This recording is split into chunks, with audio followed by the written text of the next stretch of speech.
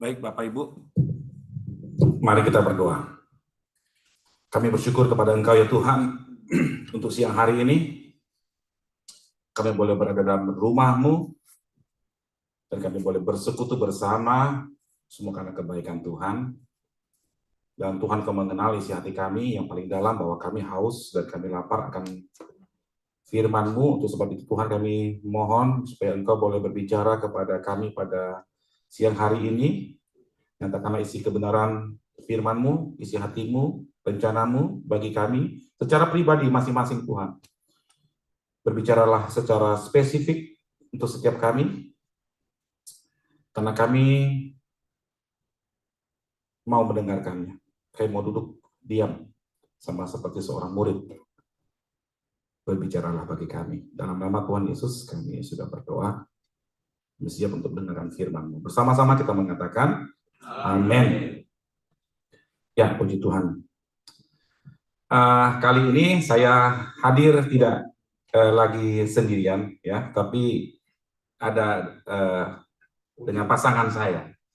Ya, saya bilang ini adalah tim terhebat saya, yaitu istri saya. Boleh pakai berdiri, Ibu Risma Ulianturi. Kita ucapkan selamat datang kepada Ibu Risma. Ya.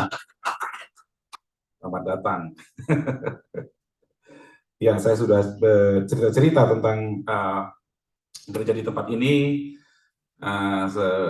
Biasanya saya selalu menceritakan kemanapun saya pergi, apa yang saya lakukan dalam pelayanan saya kepada istri saya.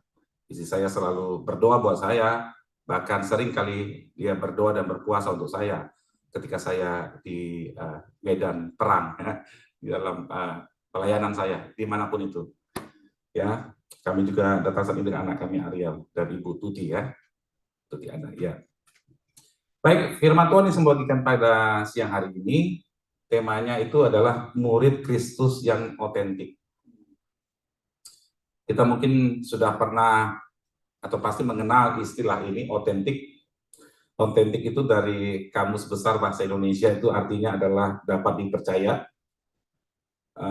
Arti otentik juga adalah asli, tulen, dan sah. Ya, kalau ada surat-surat yang otentik, surat tanah atau surat apapun yang otentik, itu adalah surat yang sah, yang terjamin, keasliannya terjamin, gitu ya. Terus bagaimana maksudnya murid Kristus yang otentik? Saya masuk di situ terlebih dahulu. Orang Kristen yang otentik adalah orang Kristen yang transparan, ya, orang Kristen yang jujur, terbuka, asli, tidak menggunakan topeng atau kepalsuan, dan mereka tidak berpura-pura dalam kehidupannya. Pada zaman sekarang ada banyak orang hidup dalam kepalsuan, pura-pura baik, pura-pura ramah, ya, pura-pura rohani, pura-pura bahagia, pura-pura harmonis rumah tangganya, tetapi sebenarnya sedang dalam masalah besar. Ya, ada banyak kepalsuan di dunia ini, ya.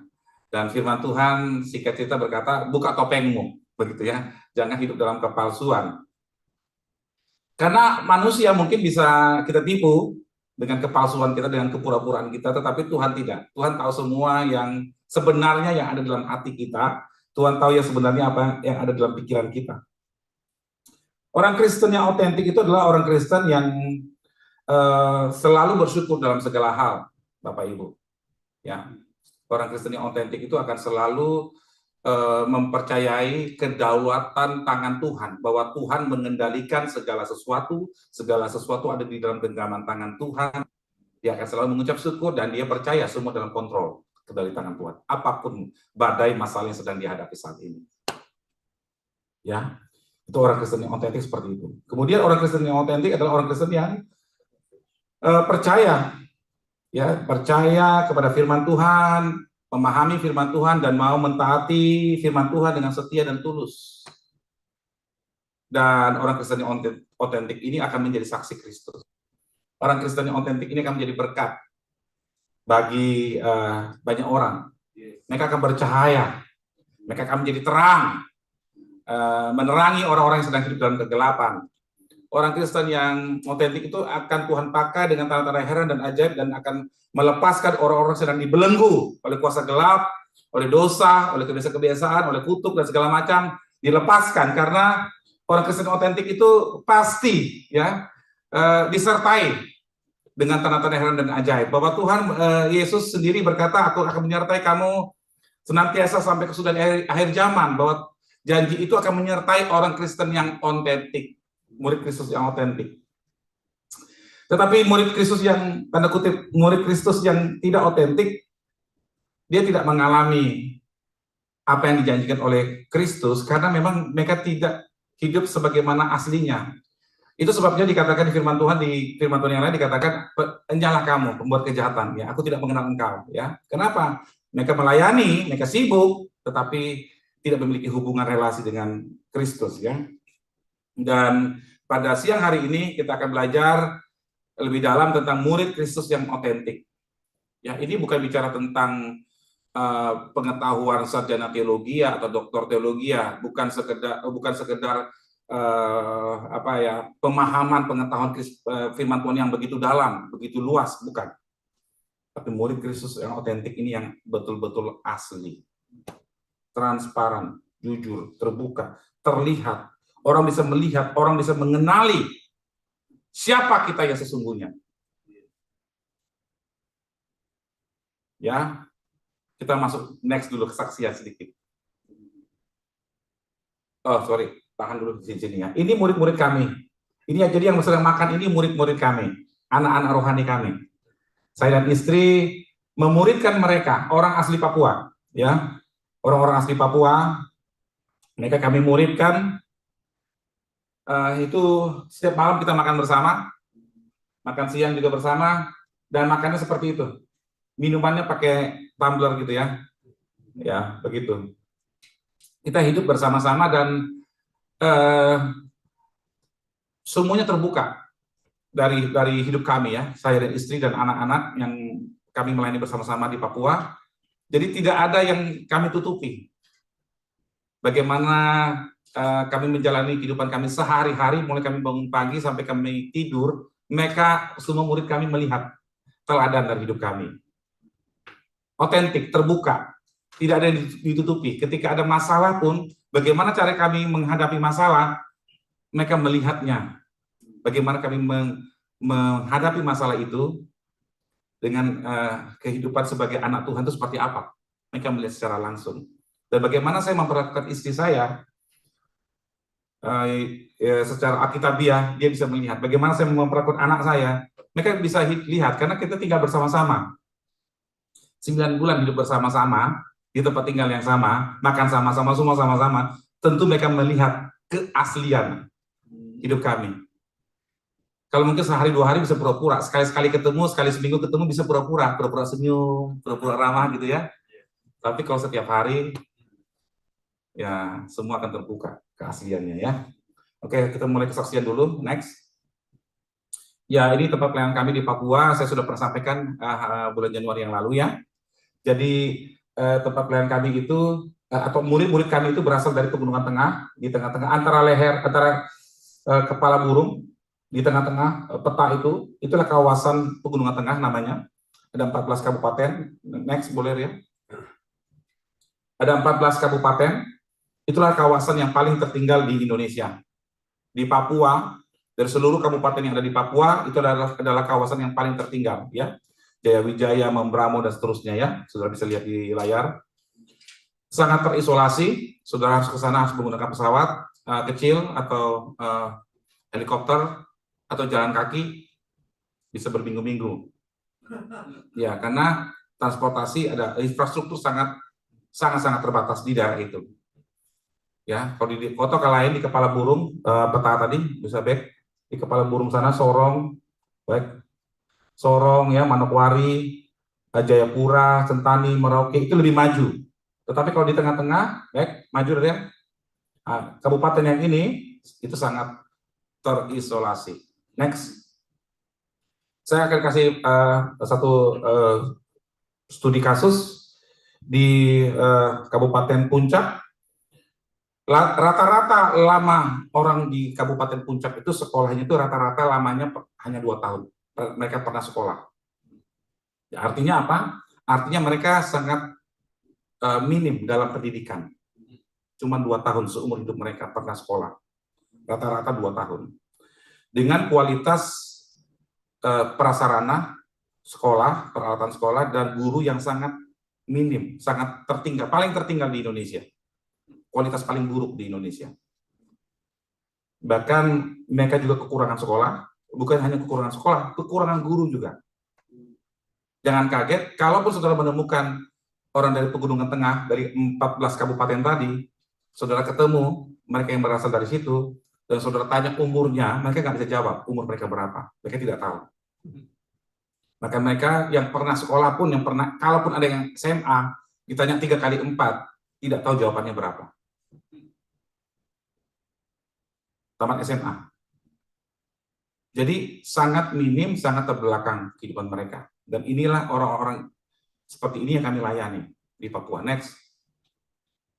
Ya, ini foto pelayanan kami di Papua. Saya dan istri saya di tengah-tengah itu pakai topi, yang tangkat tangan 2, beda kulitnya putih sendiri. Ya, kami, Bapak Ibu bayangkan itu sepeda motor nggak bisa jalan di situ. Saudara naik ke atas itu misalnya ke jalanan atau transportasi umum, ya begitu, ya umumnya beginilah medannya di Papua.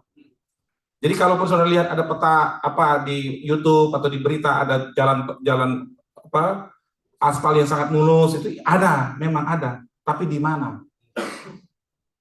Di mana? Itu jalan, saudara tahu tidak gitu. Jadi seringkali kita ketika melihat berita, kita pikir seluruh Papua sudah jalannya mulus, tidak. Tidak begitu. Ya, kadang-kala kami seperti ini juga menyeberang itu ya, kali kecil itu, karena nggak ada jembatan, gitu ya. Masuk ke hutan, ambil apa, singkong, pisang untuk sarapan, begitu ya. Dan itu kakinya nggak pakai sepatu, nggak pakai sandal, kaki ayam, telanjang kaki, ya. Dengan istri saya masuk ke lumpur itu, istri saya ikut nyebrang ke sana. Ya, next. Nah, inilah mereka murid-murid kami dari Pegunungan Tengah semua, dari 14 kabupaten itu, Pegunungan Tengah ya. Dan umur mereka antara 16 tahun sampai 50 tahun. Waktu kita tanya, umur kamu berapa? Bapak, umur saya 17 tahun. Terus kita bilang, oh tidak, dari wajahmu, kamu umurnya 40 tahun. Nah, kita mengkira-kira saja, karena nggak ada data, nggak ada KTP. Nggak ada ID card. Ya, Pegunungan Tengah. Ya, saya bicara tentang Pegunungan Tengah ya, 14 kabupaten tadi. Kalau di kota ya sudah lebih maju, sudah maju ya. Next. Ya, saya mau bagikan firman Tuhan mulai dari sini Bapak Ibu. Mulai dari 1 Tesalonika 2 ayat 8 dikatakan, demikianlah kami dalam kasih sayang yang besar akan kamu, bukan saja rela membagi Injil Allah dengan kamu, tetapi juga hidup kami sendiri dengan kamu, karena kamu telah kami kasihi. Bapak Ibu ketika mereka bertanya, Bapak dan Mama kenapa datang ke tanah Papua? Kita tidak pernah kenal, tidak pernah ketemu, tidak pernah kontak-kontakan, kirim email atau kirim SMS, kirim berita atau telepon, nggak pernah kontak. Kok bisa Bapak ketemu dengan kami? Bapak dan Mama bisa datang ke tempat ini. Kami mengatakan bahwa kami mengasihi kalian. Kami bukan saja rela membagikan Injil kepada kalian, tapi kami juga rela membagikan hidup kami kepada kalian karena kalian kami kasih. Nah, Yesus sudah mengasihi kami, menerima segala kekurangan kami. Yesus mengubahkan hidup kami juga ingin melakukan hal yang sama kepada kalian, supaya Tuhan mengubahkan hidup kalian. Seperti Tuhan sudah mengubahkan hidup kami. Kami ingin supaya Tuhan juga memakai kalian, seperti Tuhan juga sudah memakai hidup kami. Kami akan bagikan apapun yang kami punya. Pengalaman kami, pengetahuan kami, semangat kami, skill kami, bahkan networking jaringan. Kami akan bagikan kepada kalian. Itu sebabnya salah satu visi saya ke depan adalah ingin menghubungkan mereka yang tadi itu semua dengan dunia luar. Jika Bapak Ibu mau berkunjung ke tempat mereka, ke salah satu, saya dengan senang hati akan menghubungkan Bapak Ibu, langsung ketemu mereka, di tempat mereka sendiri. Mau ke Membramo, mau ke Pegunungan Bintang, mau ke Yahukimo, mau kemana, kami dengan senang hati menghubungkan. Bapak Ibu silakan Kami akan teman, kami akan antarkan nanti. Untuk do something.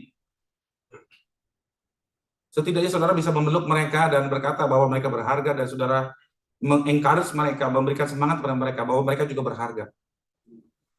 Saya berkata kepada mereka, orang satu jiwa di Amerika dengan satu jiwa orang Papua sama harganya di mata Tuhan.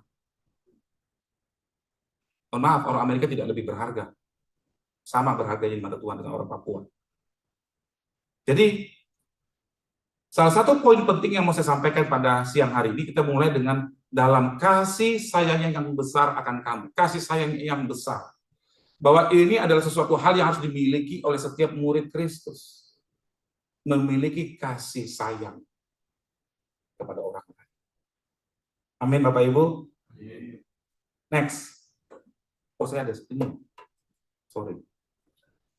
Ya, Bapak Ibu, kasihlah, kasih dari Kristuslah yang ada di dalam diri kita, yang akan mendorong kita, yang akan menggerakkan kita, kaki kita akan melangkah, tangan kita akan berbuat sesuatu, mulut kita akan berbicara, kita tidak akan diam. Kasih dari Kristus akan menggerakkan kita untuk do something for others. Kasih dari Kristus akan mendorong kita untuk mengasihi Tuhan dengan segenap hati, segenap jiwa, segenap kekuatan, dan mengasihi sesama. Kalau saudara mengatakan bahwa saudara mengasihi Tuhan dengan segenap hati, jiwa, akal budimu, saudara juga harus mengasihi semua orang. Karena Kristus mengasihi semua orang.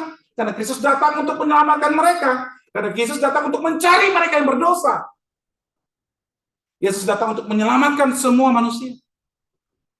Dan Yesus sudah kembali ke surga. Dan dia memberikan perintah kepada kita untuk melanjutkan pekerjaannya. Kalau kita betul mengasihi Tuhan, kasih itu akan mendorong kita untuk tidak diam.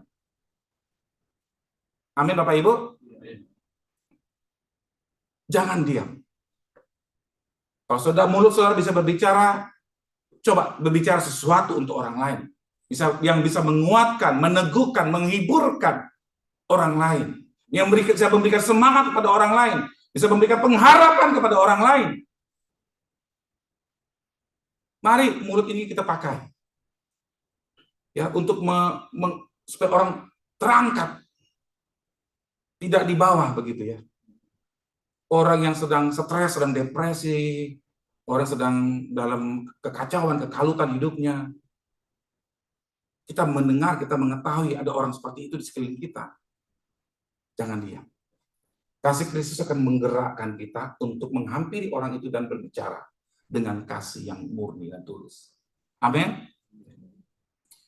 Kalau kita hanya mengasihi orang yang kita kenal, kalau kita mengasihi orang yang hanya satu gereja dengan kita, kalau kita hanya mengasihi orang yang satu suku dengan kita, apa bedanya kita dengan penjahat?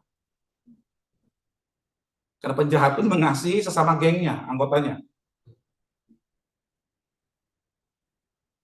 Bukankah kita murid Kristus? Bukankah kita adalah surat Kristus yang terbuka? Bukankah kita adalah garam dan terang dunia? Bukankah harusnya hidup kita ini bisa dirasakan oleh orang-orang yang ada di sekeliling kita? Mereka bisa mengecap, mereka bisa merasakan betapa baiknya Tuhan, betapa ajaibnya Tuhan melalui kehidupan kita. Amin.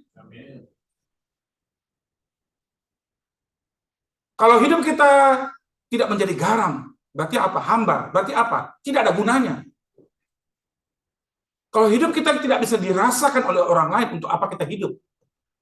Untuk apa kita ada di muka bumi? Bapak Ibu, Tuhan punya rencana untuk setiap kita. Tuhan mau memakai setiap kita. Amin. Karena kita semua adalah murid-murid Kristus. Dikatakan, barang siapa memegang perintahku dan melakukannya, dialah yang mengasihi aku. Dan barang siapa mengasihi aku, ia akan dikasihi oleh Bapakku, dan aku pun akan mengasihi dia dan akan menyatakan diriku kepadanya. Bapak Ibu, orang yang mengasihi Tuhan itu pasti akan memegang perintahnya dan melakukannya. Kalau tidak memegang firman Tuhan, tidak berpegang kepada firman Tuhan, dan tidak melakukan firman Tuhan, berarti dia tidak mengasihi Kristus. Bohong besar.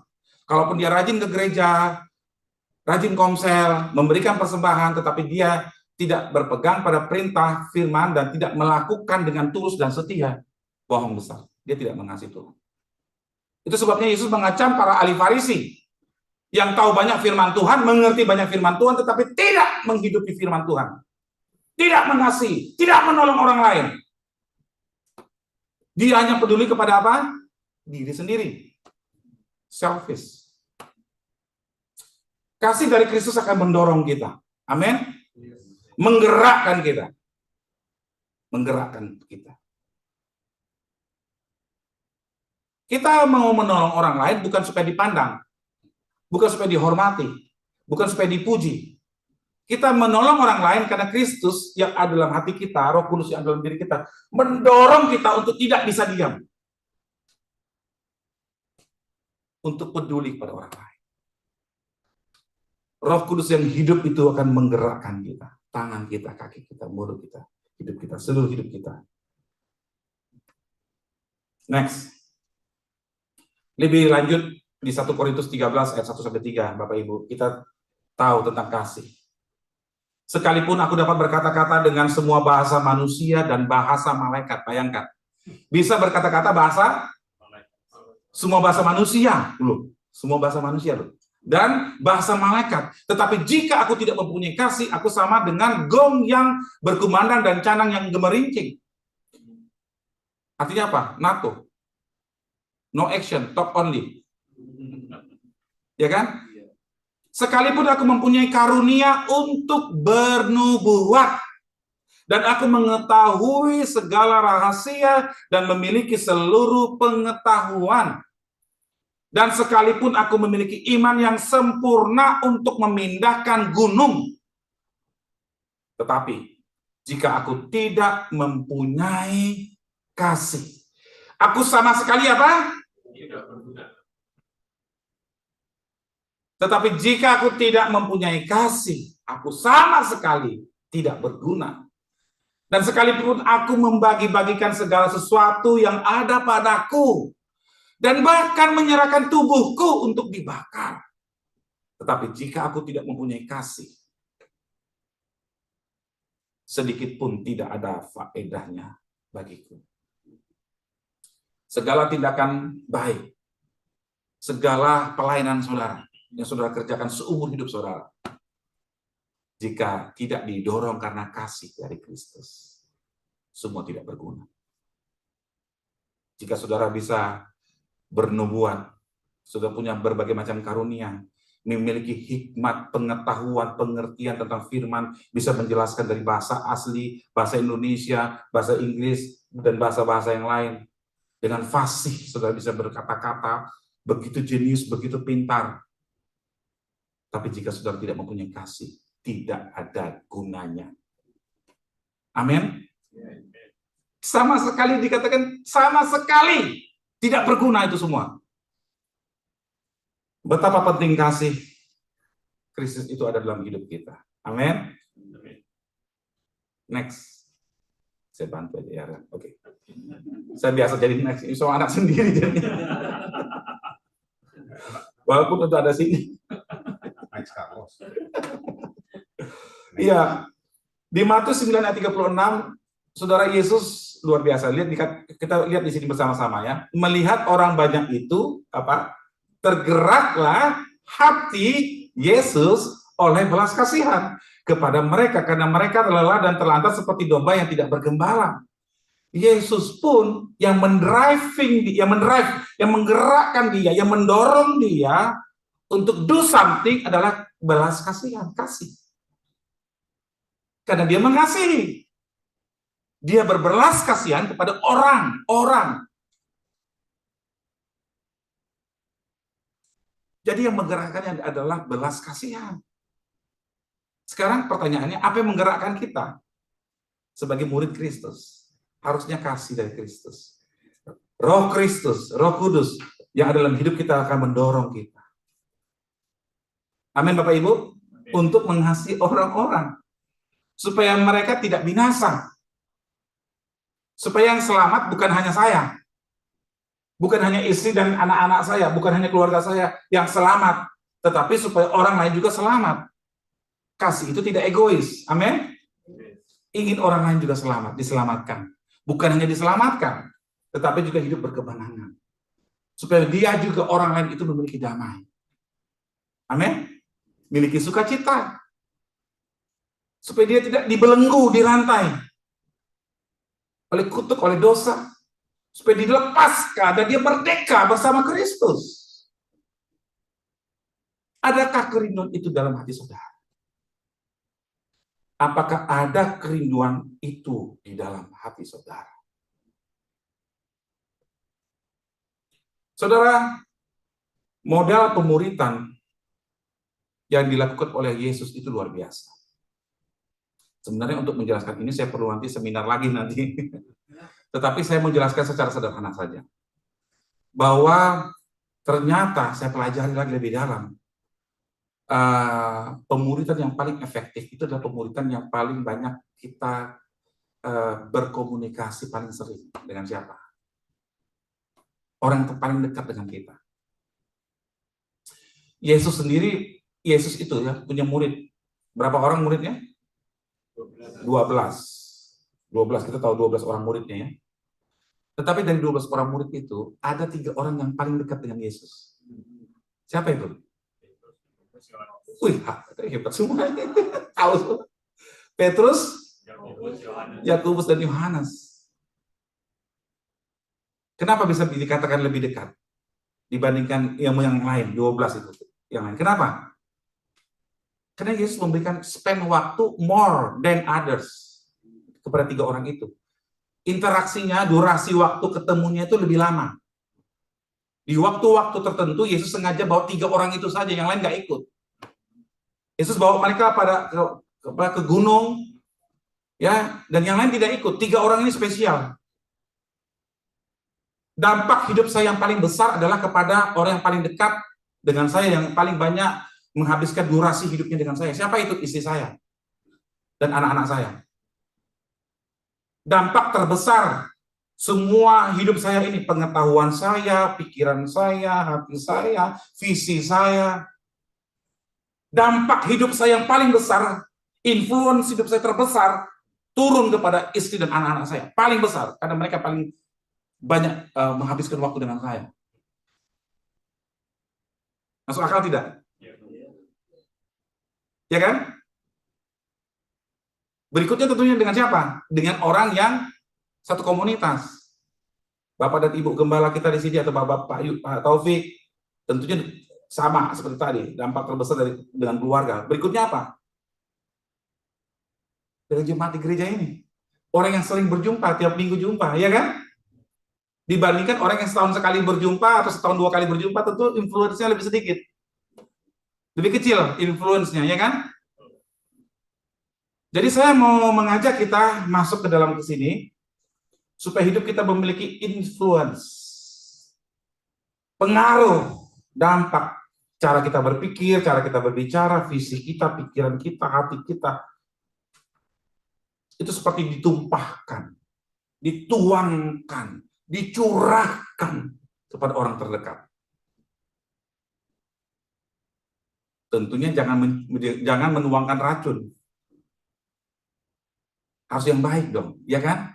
Untuk itu bagaimana? Kita harus memiliki kehidupan yang otentik. Bapak, Ibu, sorry.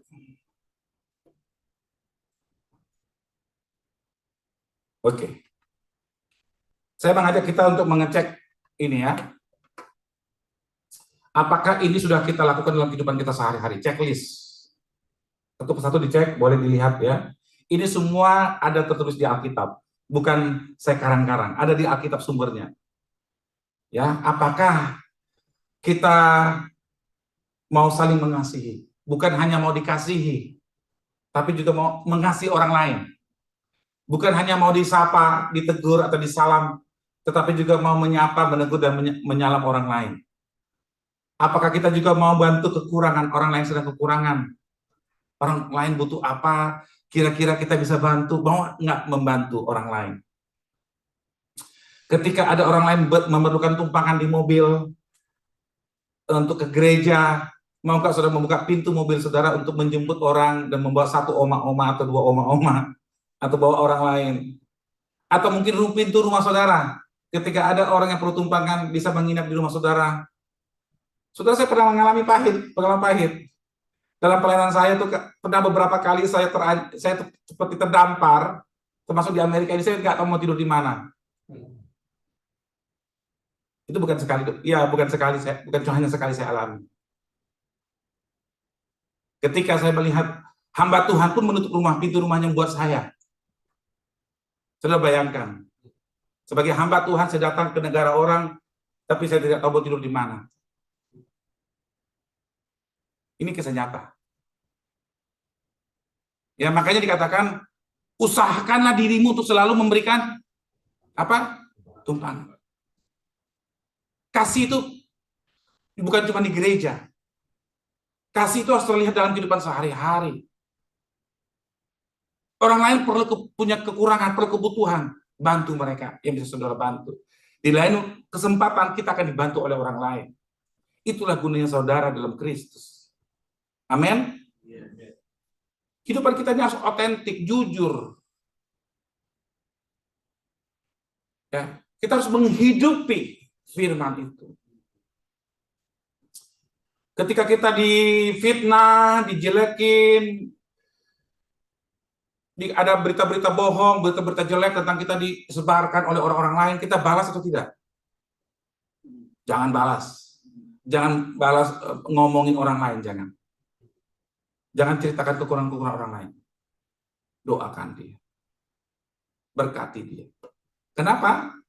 Karena firman Tuhan bilang begitu. Berkati dia, bahkan beri dia makan. Saya, Bapak Ibu, ada hamba Tuhan di Amerika ini, jelek-jelekin saya satu orang ada. Jangan terima pendeta Freddy khotbah, itu mau pengen terkenal, pengen ini, motivasinya begini-begini. Ada. Dan dia sebarkan kepada pendeta, dan pendeta yang dia omongin itu lapor ke saya. Kok ada manusia seperti itu? Saudara, saya tidak mau menjelekkan dia. Saya nggak akan sebut nama dia. Tidak akan saya sebutkan. Ketika kemarin ketemu sama dia, saya salam. Ketika ada makanan, Pak, makan, mari makan. Walaupun dia tidak menjawab ucapan saya, tidak merespon. Dingin. Bagian saya harus saya kerjakan. Tetap mengasihi, bukan membenci. Bukan membalas, tapi memberkati. Amin. Itu bagian kita. Ya, kita tidak bisa berlindung buat excuse, alasan. Ya karena dia begitu ya saya harus buat begitu dong. Kalau dia baik, saya baik. Tapi kalau dia jahat kepada saya juga bisa jahat sama dia. Kan ada filosofi seperti itu yang dipegang oleh orang-orang tertentu. Bahkan dikatakan apa? Kalau dia baik, saya bisa baik kepada dia. Lebih baik daripada dia. Tapi kalau dia jahat, saya bisa lebih jahat daripada dia. Bahkan lebih jahat daripada setan. Ada orang yang begitu, saudara. Jangan macam-macam dengan saya. Filosofi kita berbeda, pandangan kita berbeda, keyakinan kita berbeda. Firman Tuhan pegangan kita. Amin. Ketika ada orang bersedih, menangis, kita bersedih. Berduka dengan orang berduka. Ikut merasakan kehilangan, ikut menangis. Kalau orang sedang kesedihan, yang kita ikut. Saudara, ini ada perasaan sedih, tidak apa-apa. Tidak dosa. Yesus pun menangis. Ketika Lazarus meninggal dunia, di Alkitab dikatakan Yesus menangis. Tetapi, saudara, ketika kita menangis, kita percaya bahwa segala sesuatu ada maksud Tuhan. Amin. Ya, jadi jadilah sahabat, bukan hanya di dalam suka, tapi juga ketika orang lain di dalam duka. Ketika juga orang lain sedang bangkrut. Jangan cuma dekatin orang ketika dia sedang sukses saja. Amin. Ya. Dikatakan juga, lakukanlah apa yang baik bagi semua orang. Kalau saudara tahu berbuat baik, tapi saudara tidak mau melakukannya, itu sama juga dengan dosa. Saudara, kemarin itu ada beberapa hari lalu ada conference di sini. Tahu nggak saudara, saya ini peserta conference. Saya bayar. Tapi ternyata panitianya kacau. Harusnya saya jadi driver sama teman saya, antar jemput peserta dan pembicara dan panitia. Kami antar jemput. Padahal kami peserta. Kami mengantar jemput pembicara, peserta, dan panitia. Bolak-balik. Di hari pertama kami jam 1 malam baru saya pulang. Tanya istri saya. Jam 1 AM saya baru saya pulang. Baru bisa tidur. Itu belum, ya mungkin setengah 2 baru tidur. Orang lain masih tidur, kami sudah berangkat dari sini ke Brisbane sana. Jemput peserta dari hotel, bawa ke gereja. Jemput lagi ke hotel, bawa ke gereja. Bolak-balik kayak setrikaan. Padahal kami peserta, bayar loh.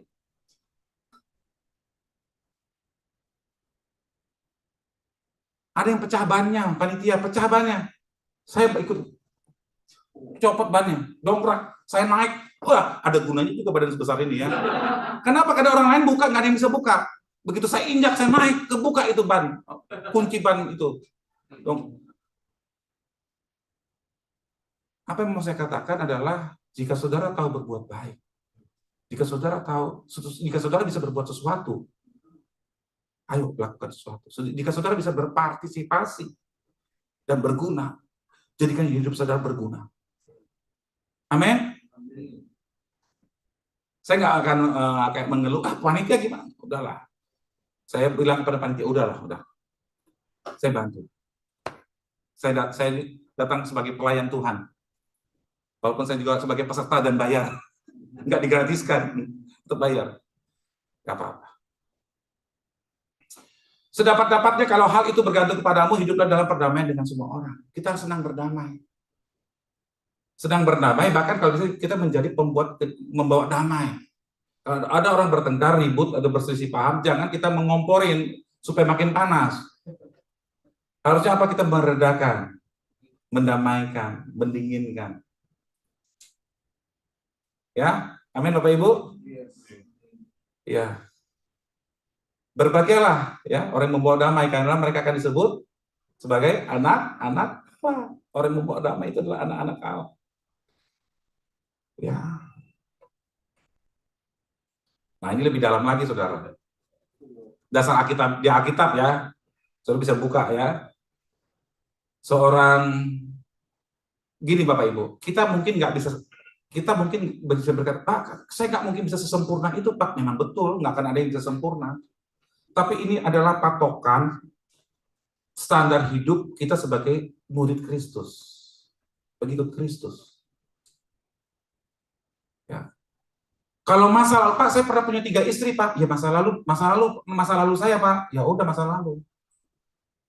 Tapi setelah sekarang mengenal Kristus, beribadah di tempat ini, ya ikutin dong firman Tuhan. Yang lalu sudah berlalu. Jangan mentang-mentang percaya bahwa Tuhan itu penuh dengan kasih, hanya ya udah saya punya istri lagi, Pak, nanti tinggal minta ampun, Tuhan ampuni kan, Pak. Tinggal buat apa, ikut perjamuan kudus, dibersihkan kan, Pak. Bersih, Pak, semua, Pak. Jangan bermain-main dengan kasih karunia Tuhan. Saudara, ini saya perlu sampaikan untuk kita tahu bahwa standar hidup kita itu sebagai orang percaya itu berbeda dengan dunia. Memiliki satu istri atau pasangan, anak-anaknya hidup beriman, ya, maksudnya anak-anak kita orang percaya itu harus menjadi terang garam juga. Bukan hanya kita yang harus menjadi yang beriman, anak-anak kita pun harus beriman. Kenapa? Karena di Ulangan dikatakan apa? Supaya kamu, anak cucumu, seumur hidupmu, kemanapun engkau pergi, berpegang kepada segala firman Tuhan dan melakukannya. Di Ulangan 6 dikatakan demikian. Jadi apa? Anak-anak kita pun harus mencerminkan, harus turun iman dari orang tua kepada anak. Kita harus mendidik, mengajar, memuridkan mereka.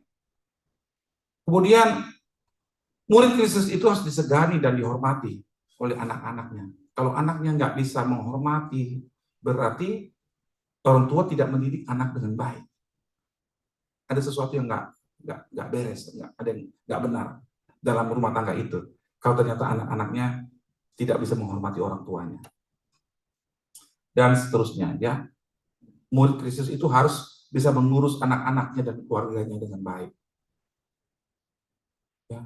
Bagaimana kita bisa menjadi kesaksian di luar sana kalau keluarga kita sendiri kacau balau, berantakan. Mohon maaf, ada yang mungkin mohon maaf, ada yang jadi LGBT atau narkoba, drugs, dan segala macam. Bagaimana? Kita harus menjadi contoh standar hidup pengikut Kristus. Kehidupan kita mesti berpatokan pada firman. Kita tidak bisa berlindung di bawah dengan kalimat, Pak, kita kan manusia nggak ada yang sempurna, Pak. Jadi kurang ini, kurang ini, kurang ini, kurang ini, kurang ini, kurang ini, kurang ini, kurang ini kan nggak apa-apa, Pak. Kan nggak ada manusia sempurna, Pak. Siapa manusia sempurna, Pak? Jangan berlindung di balik itu. Kita harus semakin bertumbuh, semakin seperti Kristus. Amin. Karena yang Tuhan inginkan, Dia sudah memberikan ketetapan supaya kita menjadi semakin serupa dengan gambaran anaknya. Itu ketentuan ketetapan dari Tuhan. Supaya kita semakin bertumbuh, meningkat, semakin seperti Kristus. Ini list ini dan list yang tadi adalah checklist yang bisa membantu kita seberapa makin banyak makin baik. Ada yang kurang-kurang ya coba cek, lihat, oh ini belum, nggak apa-apa. Tapi ayo kita tahu, kita makin mengerti, oh berarti saya tidak boleh, saya harus sopan ya, saya nggak boleh suka marah-marah ya. Jangan suka bertengkar. Hamba Tuhan tuh, anak Tuhan tuh jangan suka bertengkar, ribut sama orang, berselisih terus, berdebat terus. Lebih baik hindari perdebatan, keributan. Lebih baik doakan aja orang itu yang lebih sok jago, sok pintar, udah. Kadang saya pun terpancing, Bapak Ibu. Itu salah satu kelemahan saya. Kalau orang ngajak debat, isi saya tahu. Kalau zaman dulu pas Pampres pun, pas ke pengalaman presiden pun ngajak debat saya layani. Siapa aja saya debat. Mau dia kolonel, mau pejabat, saya berani. Tapi itu kan kemanusiaan, kedagingan kita. Kita merasa gak mau kalah kan. Saya merasa bukan kamu aja yang pintar, saya juga pintar. Saya bisa menunjukkan bahwa saya lebih pintar daripada kamu. Itu kesombongan. Kadang-kadang muncul juga dalam hidup saya. Kepada ketemu pendeta yang dia merasa diri paling benar, kadang saya pengen hantam juga di pendeta, tanda kutip ya. Cuma saya diajar Tuhan untuk semakin bijaksana. Kadang-kadang lebih baik kita diam, gak usah berdebat, kita peluk dia aja, duduk makan bersama, ngobrol sama-sama, dan perhatikan dia, keluarganya, tanya apa kabar istri, apa kabar anak-anak. Saya doakan Bapak terus ya. Itu lebih baik daripada berdebat. Amin Bapak Ibu. Amin. Jadi karakter kita itu penting. Secara personal, kehidupan pribadi kita penting, dan juga sebagai satu keluarga penting, harus menjadi contoh. Saya mohon maaf, ini waktunya berapa lama? Udah mau habis kan? Udah habis ya? Udah habis ya Pak? 2 jam lagi. Saya takut salah itu. Iya, murid Yesus itu harus mengikuti Yesus. Betul tidak? Masuk akal nggak? Murid Yesus harus mengikuti Yesus. Pengikut Yesus harus mengikuti Yesus. Betul tidak? Dalam hal apa saja? Semua aspek kehidupan. Secara holistik. Ya kan? Kalau orang yang senang dengan Elvis Presley, apa yang akan dilakukan? Berpakaian seperti Elvis Presley. Kalau orang senang dengan Bruce Lee, berdirinya pun seperti Bruce Lee. Gini kan? Gitu kan? Karena dia menjadi seperti orang yang dia ikuti. Dia ngefans sama siapa gitu kan? Iya kan? Nah, kalau kita adalah pengikut Kristus, kita harus mengikuti dia dalam segala aspek hidup kita, menjadi semakin seperti Kristus dalam segala hal. Amin. Ya. Ya. Ini saya kasih contoh tadi. Jadi kita masuk ke yang kanan saja langsung. Yesus itu murid yang paling dekat 3 orang. Jadi dampak terbesar hidup Yesus itu kepada 3 orang itu. Memang kemudian Yesus punya 12 murid yang lain. Itu dampaknya. Tapi kualitas bobotnya itu lebih besar kepada yang paling dekat. Intensitasnya paling tinggi, paling banyak. Dan Yesus juga punya murid 70. Mengajar juga pada 70 dan 500. Saya, Bapak Ibu, juga sering mengajar atau buat seminar di berbagai tempat. Tetapi orang yang paling sering berjumpa dengan saya, makin sering bertemu dengan saya, makin sering makan minum dengan saya, makin sering ngobrol-ngobrol dengan saya, spend waktu bahkan mungkin menginap jalan dengan saya, dan influence saya akan lebih besar kepada orang yang spend waktu more than others. Apa yang mau saya katakan di sini? Kita harus memiliki dampak bagi orang yang paling dekat terlebih dahulu. Ya, jadi mengenali pohon baik atau tidak baik dilihatnya dari mana? Dari buahnya. Mengenali orang tua atau hamba Tuhan lihat dari anaknya. Lihat mengenali gembala lihat dari mana? Kualitas seorang gembala lihat dari jemaatnya. Ini benar ini, saya bicara benar ini. Kalau seorang gembala berkata, dia tuh begitu, saya nggak tahu apa-apa, saya nggak tahu apa-apa. Dia buat kriminal, atau dia cerai, atau dia apa jemaat ini cerai, atau ada masalah-masalah apa. Hamba Tuhan nggak bisa lepas tangan. Gembala yang harus mengembalakan, membimbing, ya kan? Menuntun. Tetapi memang dampak terbesar seseorang itu adalah kepada orang yang paling banyak kita luangkan waktunya. Saya ingin bertanya, saudara mau beri pengaruh apa kepada orang lain? Kepada lingkaran ring satu saudara, di dalam rumah saudara. Saudara punya pengaruh tidak? Influence nggak? Dampak? Ada berdampak nggak hidup saudara? Cara berpikir, atau kedisiplinan rohani saudara, bagaimana saudara membaca firman Tuhan, bagaimana saudara berdoa, bagaimana saudara menyembah Tuhan, itu punya pengaruh tidak kepada orang di rumah? Kalau enggak, ada sesuatu yang perlu kita lihat ke dalam diri kita. Saya bukan mau menyalahkan Bapak Ibu, bukan. Tapi saya mengajak kita untuk melihat ke dalam diri kita. Ada banyak hal yang perlu kita perbaiki sebagai murid Kristus. Amin, Bapak Ibu.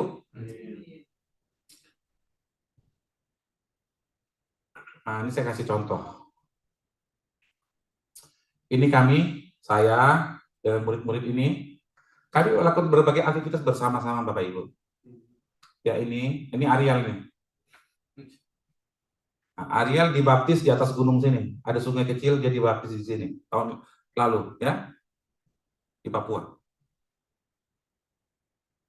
Ini murid-murid kami ini udah hidup tinggal bersama-sama kami kurang lebih 4 bulan atau 5 bulan. Kemudian setelah kan kami hidup tinggal bersama-sama 9 bulan. Setelah 4 bulan 5 bulan gitu, kami muridkan gitu ya. Mereka kami lepas berdua, kami utus berdua keluar. Ada yang ke pasar, ada yang ke pinggir jalan ketemu orang. Kami suruh mereka membuat percakapan dengan orang lain yang belum pernah dia jumpai. Memulai percakapan dengan memulai berkata greeting, say greeting, apa kabar, selamat pagi. Kami utus mereka pergi berdua untuk mempraktekkan apa yang mereka pelajari dari kami. Ketemu siapa aja, apa kabar, ngobrol. Kemudian mencari topik, setelah ngobrol menyapa, cari topik apa yang kira-kira cocok untuk dibahas dengan orang ini yang kita jumpai ini. Mereka praktek. Bayangkan ini orang dari Pegunungan Tengah loh. Orang yang sangat minim dalam pendidikan. Pasti mereka melakukan banyak kesalahan, ya kan? Ya kan? Kadang takut hatinya, gemetaran, ada yang gimana? Itu reaksi awal pasti mereka alami. Kami suruh setiap hari, 1 minggu. Setiap pagi pergi, siang pulang, makan siang, kemudian sampai sore belajar lagi. Jadi perginya pagi sampai siang saja, setengah hari. Setiap hari selama 1 minggu. Nah, Sabtunya kita evaluasi di kelas. Coba, kamu kemarin ketemu siapa saja, dicerita. Ada laporan tertulisnya di kertas. Saya ketemu dengan bapak ini, dia dari suku ini, kami bicara tentang ini. Injil belum sempat saya beritakan karena waktu dia belum siap dan belum terbuka, waktu juga belum cukup. Masing-masing cerita. Udah saya kasih masukan. Oh, kalau begini sebaiknya begini, jangan begitu. Jangan langsung masuk kepada Injil. Persahabatannya dulu, percakapannya aja dulu. Pastikan hatinya terbuka dulu. Pastikan dia percaya kepada kita dulu. Jangan memaksa orang mendengar Injil kalau dia belum siap mendengar. Kita arahkan. Oke? Oke, Pak. Oke. Oke. Senin depan diutus lagi, seminggu lagi. Berdua. Sabtu apa? Datang evaluasi lagi. Minggu ibadah, Senin dilepas lagi 3 minggu berturut-turut. Ya. Terus kita buat juga persekutuan apa? Mereka satu teduh pribadi masing-masing jam 5 pagi setiap hari. Membaca firman Tuhan dan berdoa setiap hari di kamar masing-masing. Nah, kadang-kadang saudara saya punya peluit wasit sepak bola. Saya bilang ini peluit saya tiup kapanpun harus kumpul di lapangan. Jam berapapun saya tiup ini kalian harus kumpul di lapangan, saya bilang. Saya tiup itu peluit jam 4 pagi. Teriak semua pada bangun-bangun. Kayak tentara, saudara. Saya melatih mereka untuk sigap. Nanti kita bawa ke satu tempat, kita bawa berdoa bersama gandengan tangan. Istri saya pimpin. Ya, ini istri saya yang sedang pimpin ini. Di dalam ruangan. Nah, ini Ariel. Bayangkan Ariel waktu itu umur berapa? 18 tahun ya. Mengajar murid-murid kami menyusun kalimat. Kata demi kata ditambah kata lain menjadi kalimat itu bagaimana? Kalimat itu ada kalimat. Dia kasih tahu. Tapi saya begitu lihat PowerPoint-nya dia, ini anak saya lebih pintar daripada saya ini. Dia bisa mengajar. Dia mengajar bahasa Indonesia. Melanie, ini anak kami yang perempuan yang sekarang di New York, dia mengajar bahasa Inggris dasar. Ariel 3 bulan bersama dengan kami di Papua. Malam hari dia mengajar setelah makan malam. Dan ini tidak ada dalam kurikulum, ini tambahan saja. Tapi kami wajibkan semua murid harus ikut. Jadi suasananya suasana santai, ini di ruang makan, bukan di kelas. Setelah makan. Nah, ini suasana kampus kami. Ini di Karang ini tempat tinggal mereka. Murid kami tinggal di sini. Kamar kami seperti ini persis, seperti ini mirip. Cuman mereka satu kamar diisi 5 orang, saya sama istri berdua. Ya. Satu laptop buat 4 sampai 5 orang. Nah, terbatas, uangnya terbatas. Kita ajari cara pakai mouse, megang mouse bagaimana, klik bagaimana, mengetik itu bagaimana, klik ini, cara klik itu diajarin cara klik. Karena seumur hidup nggak pernah pegang laptop, nggak pernah pegang komputer. Sebagian mereka ini nggak pernah, bahkan tidak ada listrik di kampungnya, ada lampu. Ini benar-benar diajari dari nol, dari zero. Sampai mereka bisa kirim email, bisa punya Facebook sekarang, bisa upload ke YouTube. Kita ajari bagaimana membuat video. Saya dulu pernah background saya pernah belajar sinematografi. Saya pernah jadi produser di RCTI TV. Saya pernah punya usaha foto video production. Kita buat video klip, kemudian profile, dokumenter, wedding, pre-wedding, sampai ke Singapura, sampai ke Malaysia. Saya ajari mereka memproduksi video dengan menggunakan handphone. Jadi mereka ada kelasnya. Mohon maaf, sekolah seminari yang 4 tahun pun nggak punya pendidikan ini. Kita ajari mereka menggunakan teknologi. Nah, ini suasana hari Minggu ya, mau ke gereja. Nah, ini murid kami, Oiles. Dulu dia suka berperang.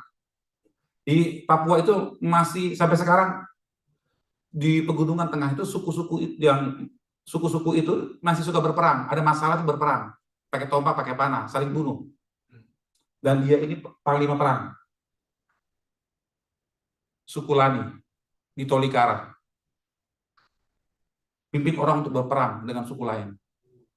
Dia bertobat jadi murid kami. Nah, ini foto dia sama keluarganya, anak istrinya. Ya, anak sama istrinya. Itu dia sedang duduk jongkok, dikorbankan rambutnya saya potong. Rambutnya kepanjangan saya potong rambutnya dia. Jadi mereka saling potong rambut. Nah, saya kasih contoh cara pakai alat ini, potong rambut saya bawa dari pembeli di sana ya. Potong rambut. Lihat mesinnya potong rambut yang apa? Pakai baterai itu mereka bingung-bingung. Ini apa Bapak? Bapak ini apa? Ini potong rambut. Saya kasih contoh, saya kasih lihat kan. Nah, Bapak pinjam apa? Nah, mereka saling potong rambut mereka masing-masing. Nah, Oiles ini sebagai contohnya. Nah, Oiles ini dia punya anak itu paling ujung sana, 2 anak. Nah, itu anak perempuan itu terakhir saya kemarin ke Papua bulan apa, Beb? April kemarin. April tahun ini saya bawa itu gaun. Saya beli di mana ya, Pak? Kita beli ya? Costco. Saya beli di Costco, saya ingat saya di Costco. Saya bawa ke Papua, saya kasih tuh. Ketemu sama anaknya. Bulan April kemarin saya kasih. Anaknya senang putar-putar begini kayak putri apa gitu ya. Gitu. Ya, jadi mereka adalah anak-anak kami. Kami bukan hanya membagi Injil, tapi juga membagi hidup kami. Kasih semangat, kami bilang selamat pagi, kasih firman Tuhan juga. Sampai sekarang, kami ada grup WA, WhatsApp. Tapi ada beberapa orang murid sampai sekarang nggak ada komunikasi karena memang nggak ada sinyal di kampung mereka. Ada satu orang murid kami berkata, nama Peres mana? Oh, nanti ini, sorry, ini Peres, ini ketua murid.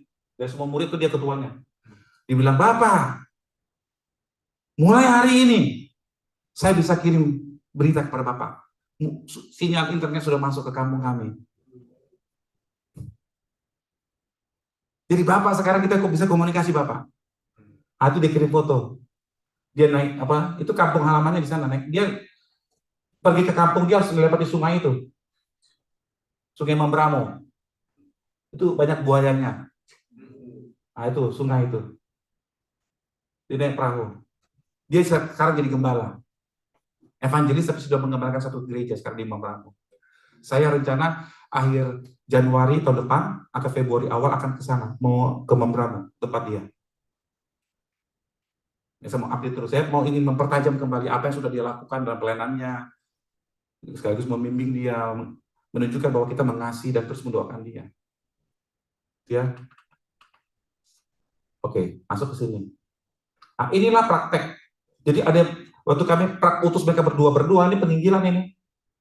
Ada sedang duduk-duduk, tidur-tiduran orang gitu ya, di pinggir jalan, ada tempat balai-balai begitu, didatangi, dibangunin, diajak bicara, saudara. Diberitakan Injil. Ini murid kami tersebar. Yang 3 minggu itu loh.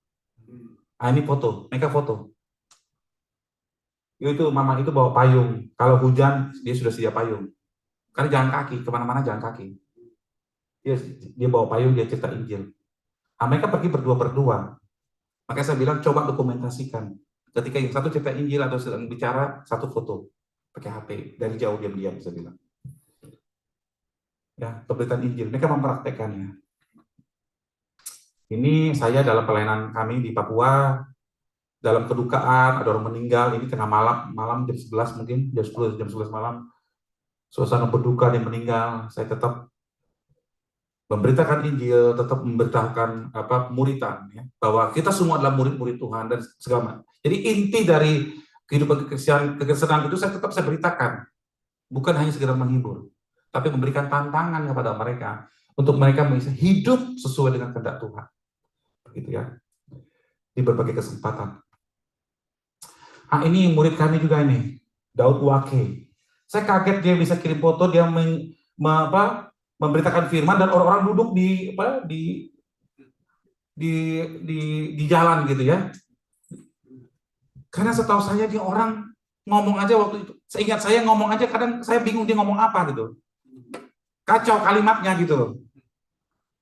Jadi ketika saya sekarang melihat, saya tahu dia awalnya dia seperti apa.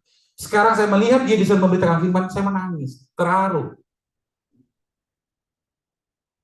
Tuhan pakai dia. Ini lagi, siapa kan? Nemiko hampir mati kena malaria 2 minggu.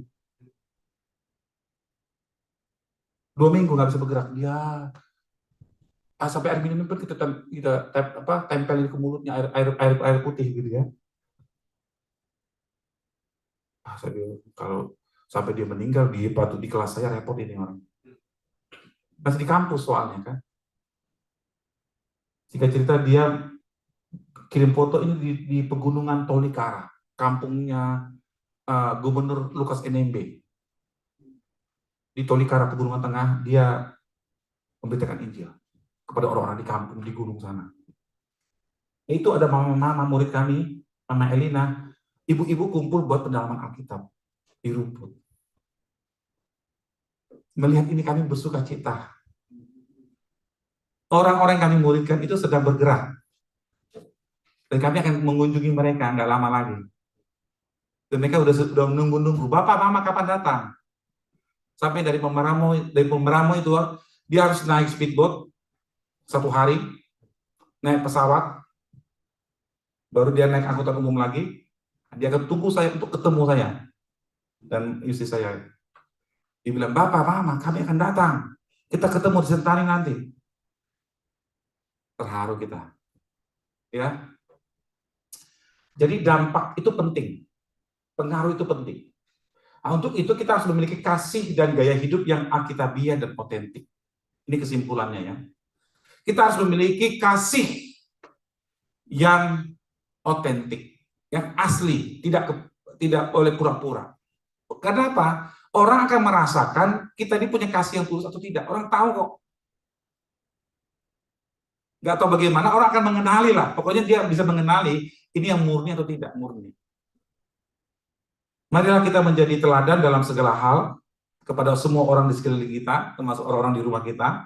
Berinteraksilah dengan semua orang dengan otentik, ya, dengan transparan, dengan jujur, tanpa kepura-puraan. Mulailah dari yang terdekat terlebih dahulu. Amin Bapak Ibu. Kita berdoa. Kami bersyukur kepadamu Tuhan untuk firman-Mu pada siang hari ini. Kami percaya Tuhan bahwa Tuhan mau memakai setiap kami menjadi murid-murid Kristus yang berdampak. Memiliki pengaruh bagi banyak orang, dimulai dari orang di sekeliling kami terlebih dahulu yang terdekat. Tuhan pakailah kami, supaya kami memiliki gaya hidup yang otentik. Roh Kudus yang memampukan kami, semuanya dari Tuhan, dan untuk kemuliaan nama Tuhan saja. Dalam nama Tuhan Yesus kami sudah berdoa dan mengucap syukur. Amin. Amin. Kembalikan.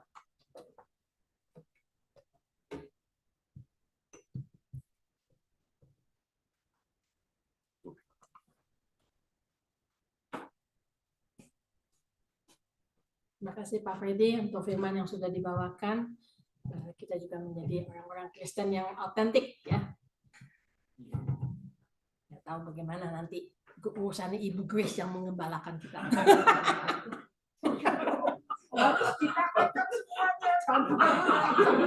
Bu Grace yang akan membimbing kita maksudnya. Saya siap terus akan membantu.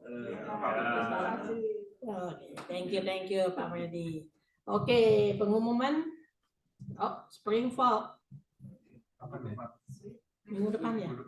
Oke, minggu depan. Jadi ingat kita bisa tidur ekstra tidur 1 jam. Tapi tetap jangan telat ya.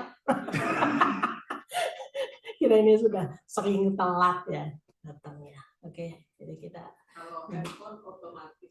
Ya, handphone otomatis. Makanya Bu, jadi kita nggak bisa telat lagi. Ya, kalau ada yang mau connect ini seperti tadi Pak Freddy bilang Komsel, kita juga punya sel-sel group. Jadi yang ingin lebih mengenal jemaat satu sama lain bisa join ya di sini. Berikutnya prayer team minggu ini ya. Oke, Rabu ini kita ada prayer. Kalau ada prayer request bisa hubungin Bu Joyce. Kalau nggak ada prayer bisa join prayer pada hari Rabu itu jam 8 ya.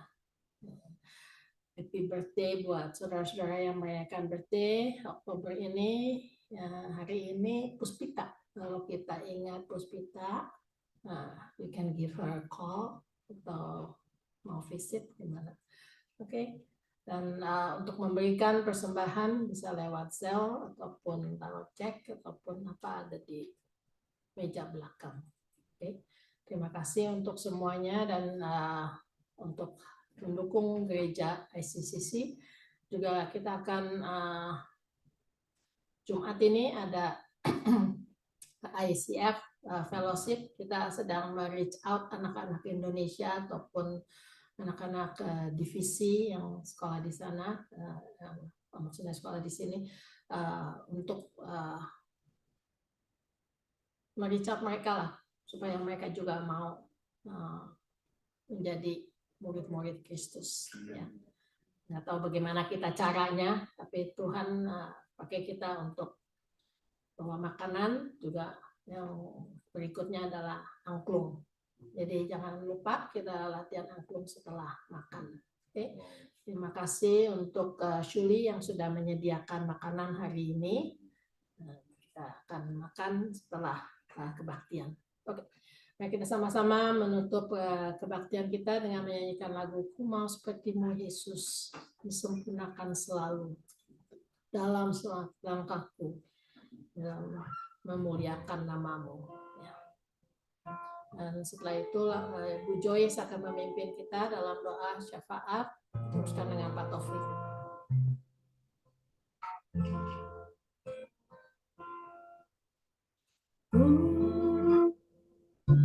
Sepertimu Yesus, disempurnakan selalu dalam setiap jalanku, memuliakan namamu. Aku mau sepertimu Yesus,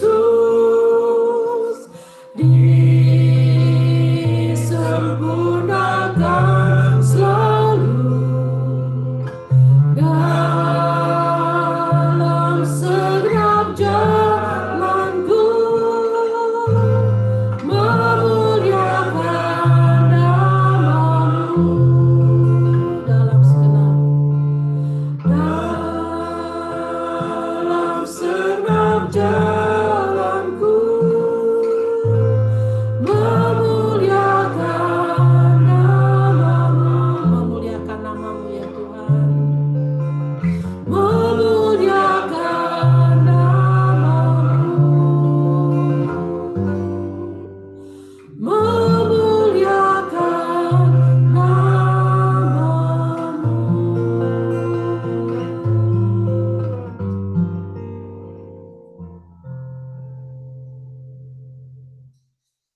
Bapa kami dalam surga, pada saat ini Tuhan kami mengucap syukur Tuhan atas firman-Mu yang Kau telah beritakan melalui Pak Pendeta Freddy Tuhan. Ya Bapa, biarlah kami menjadi orang-orang Kristen yang otentik Tuhan, dan biarlah firman-Mu bukan hanya kami dengarkan, tapi kami lakukan dalam kehidupan kami sehari-hari Tuhan.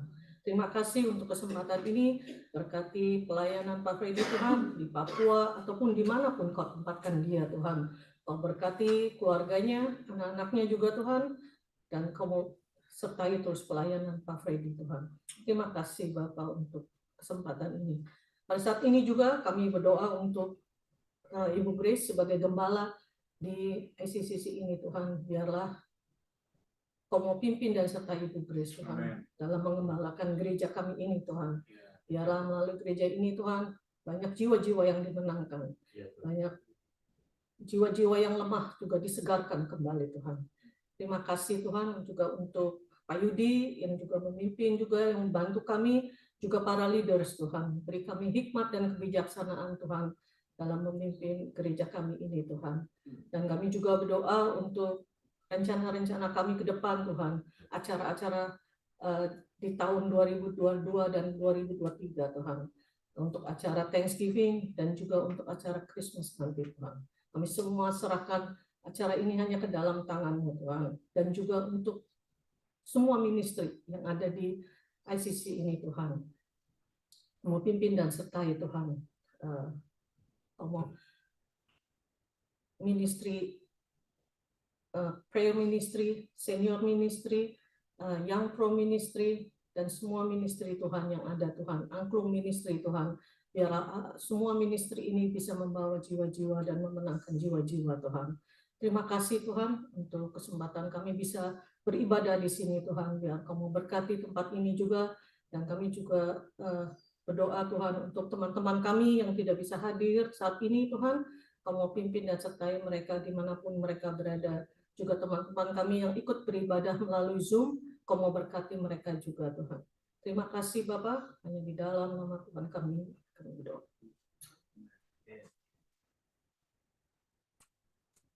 Sekali lagi ya Tuhan, kami mengucap syukur kalau Engkau sudah berikan kami firman-Mu ya Tuhan pada siang hari ini. Dan Engkau yang mengajar kami untuk membawa kasih yang sudah kami dapatkan dari Engkau Tuhan. Untuk kami juga berikan kepada orang-orang lain, baik mereka yang tinggal di sekitar kita ataupun yang jauh dari kita ya Tuhan. Dan khususnya kami berdoa untuk negara di mana kami tinggal, negara Amerika ini ya Tuhan. Ajar kami ya Tuhan untuk kami boleh mengasihi para pemerintah kami ya Tuhan. Untuk presiden ataupun untuk semua dari kabinetnya ya Tuhan. Kami mendoakan bahwa negara ini ya Tuhan untuk Kau kembalikan untuk mencari Engkau, mereka yang sudah jauh dari Engkau ya Tuhan, untuk mereka bertobat kepadamu ya Tuhan. Oh Tuhan, pakai setiap anak-anak-Mu ya Tuhan yang terlibat di dalam politik ya Tuhan, untuk kalau mereka ada election yang akan mendatang minggu depan ini ya Tuhan, Engkau sudah mempunyai rencana untuk menentukan siapa yang akan terpilih ya Tuhan. Kami mendoakan supaya orang-orang yang terpilih ini adalah orang-orang yang takut kepada Engkau ya Tuhan, yang mau melaksanakan firman-Mu di dalam segala bentuk posisi yang mereka akan dapatkan, entah itu sebagai gubernur ataupun sebagai wali kota ataupun sebagai school district superintendent ataupun sebagai House of Representative atau senator ataupun siapapun ya Tuhan, Engkau sendiri yang pakai orang anak-anak-Mu ini untuk boleh terlibat ya Tuhan, untuk jangka waktu yang mendatang ya Tuhan, supaya negara ini boleh berbalik kepadamu ya Tuhan, supaya lebih banyak orang ya Tuhan yang percaya kepadamu ya Tuhan, karena perbuatan-perbuatan kasih kami kepada semua orang ya Tuhan. Terima kasih ya Tuhan. Kami juga tak lupa untuk berdoa untuk negara Indonesia ya Tuhan, di mana kami dulu pernah tinggal ataupun kami sekarang tinggal di sana ya Tuhan. Engkau yang memberkati negara ini ya Tuhan untuk semakin hari untuk maju ya Tuhan, karena Engkau mengasihi negara ini, mengasihi Presiden kami Jokowi, Wakil Presiden dan semua kabinetnya maupun semua gubernur di sana ya Tuhan, apapun wilayah-wilayah di kabupaten siapa yang sudah menjabat di sana ya Tuhan, untuk mereka itu semua ya Tuhan untuk boleh dengan hati yang bersih untuk memakai jabatan mereka ya Tuhan, untuk demi kemajuan dari negara maupun seluruh rakyat-rakyat di sana ya Tuhan. Tak lupa untuk semua orang-orang Kristen di sana ya Tuhan, yang mereka ingin membagikan kasih dan Injil ya Tuhan. Kau lindungi dimanapun mereka berada ya Tuhan, supaya Injil Kristus ini boleh diberitakan kepada semua orang ya Tuhan, di seluruh pelosok ya Tuhan. Bila kami sudah belajar pada hari ini ya Tuhan, untuk kami tidak tinggal diam di rumah kami ataupun di tempat kami untuk kami merasa comfort zone kami ya Tuhan, tetapi ajar kami untuk kami ditantang lebih ya Tuhan, untuk keluar dari comfort zone kami ya Tuhan, karena Engkau yang menggerakkan kami untuk mengasihi orang lain dimanapun ya Tuhan. Terima kasih sekali lagi. Dan kami juga tak lupa berdoa untuk situasi peperangan di Ukraina ya Tuhan. Engkau yang hentikan peperangan ini yang sudah memakan banyak jiwa ya Tuhan, dan menghancurkan infrastruktur dari suatu negara ya Tuhan. Oh, Engkau sendiri yang memberikan damai secepatnya ya Tuhan. Siapapun yang akan Kau pilih ya Tuhan, ataupun pemerintah Ukraina yang bisa menangani ini, ataupun Kau juga hentikan serangan-serangan dari Rusia ya Tuhan yang sudah merusak negara Ukraina ini ya Tuhan. Kami hanya berharap kepada-Mu karena Engkau lah pengendali dari segala kejadian di dunia ini ya Tuhan, melalui anak-anak-Mu di dunia ini ya Tuhan. Terima kasih sekali lagi, Kau dengar doa kami ini yang jauh dari sempurna. Di dalam nama Tuhan Yesus kami berdoa. Amin. Mari saudara, kita akan bangkit berdiri, kita akan tutup kebaktian kita pada siang hari ini. Bapa, kami bersyukur, berterima kasih Engkau hadir di tengah-tengah kami, dan Engkau sudah memberkati kami dengan firman-Mu Tuhan. Kami sekali lagi membawa keluarga Pak Freddy dan Ibu Risma bersama dengan Ariel dan Melanie Tuhan ke dalam tangan-Mu. Biar Engkau yang memakai keluarga ini menjadi alat-Mu dimanapun mereka berada, kemanapun Engkau kirim mereka Tuhan, menjadi alat-Mu yang menyenangkan hati-Mu, memperlebar kerajaan-Mu. Dan tolong kami semua Tuhan untuk kami bersama-sama belajar saling mengasihi satu dengan yang lain, dan kami bertumbuh bersama-sama Tuhan, untuk kami boleh menjadi serupa dengan Engkau melalui setiap pelayanan yang ada, melalui setiap keadaan Tuhan. Terima kasih buat pertemuan kami dengan keluarga Pak Freddy Tuhan. Biar kasih-Mu senantiasa yang akan menjalin persaudaraan kami dengan keluarga ini. Terima kasih Tuhan Yesus. Kami berdoa juga untuk Ibu Ita yang berulang tahun. Biar Engkau sendiri yang memberkati Bu Ita Tuhan, berikan kesehatan, berikan Tuhan segala sesuatu yang menjadi kerinduan hatinya. Tuhan tolong Tuhan, pimpin dia di waktu-waktu yang akan datang, agar dia boleh menjadi anak-Mu yang setia, bertumbuh juga menjadi serupa dengan Engkau. Kami semua yang hadir Tuhan pada siang hari ini, datang dengan segala macam persoalan kehidupan kami. Ada yang datang dengan sakit penyakit, kami percaya di dalam nama Yesus ada kesembuhan. Kami juga percaya Tuhan bahwa Engkau yang sudah menyembuhkan dosa kami, bilur-bilur menyembuhkan dosa kami, Engkau juga akan menyembuhkan sakit penyakit kami, jiwa, rohani, dan juga jasmani kami. Terima kasih Tuhan. Kami menyerahkan juga saudara-saudara yang sedang mencari pekerjaan Tuhan. Kami percaya ada kuasa-Mu Tuhan yang mendahului perjalanan hidup kami, dan kemanapun Tuhan Kau akan memberikan pekerjaan kepada saudara-saudara kami, Engkau akan membuka jalan Tuhan, di mana mereka akan bekerja. Yang sedang mencari status Tuhan, kami percaya Tuhan dengan cara-Mu yang ajaib, Engkau yang akan membuka jalan. Dan kami semua Tuhan, di tempat pekerjaan kami, sekolah kami, dimanapun kami berada, biarlah kami boleh menjadi alat-Mu, menjadi berkat Tuhan. Dan nama-Mu saja yang dipuji, dipermuliakan. Terima kasih Tuhan. Dan sebelum kami berpisah satu dengan yang lain, kami mau menerima berkat Tuhan. Mari arahkan hati saudara untuk menerima berkat Tuhan. Pulanglah dengan membawa berkat dari Allah Bapa dan kasih sayang dari Tuhan Yesus Kristus, dan persekutuan dengan Allah Roh Kudus yang akan menolong, menopang, menguatkan, menghibur kita sekalian dari sekarang sampai selama-lamanya, bahkan sampai kedatangan Tuhan Yesus yang kedua kali nanti. Dan semua berkat ini kita terima di dalam satu nama, di dalam nama Tuhan Yesus Kristus. Mari yang percaya kita katakan amin. Selamat hari Minggu, Tuhan Yesus memberkati. Selamat sampai ketemu lagi di depan. Tuhan memberkati.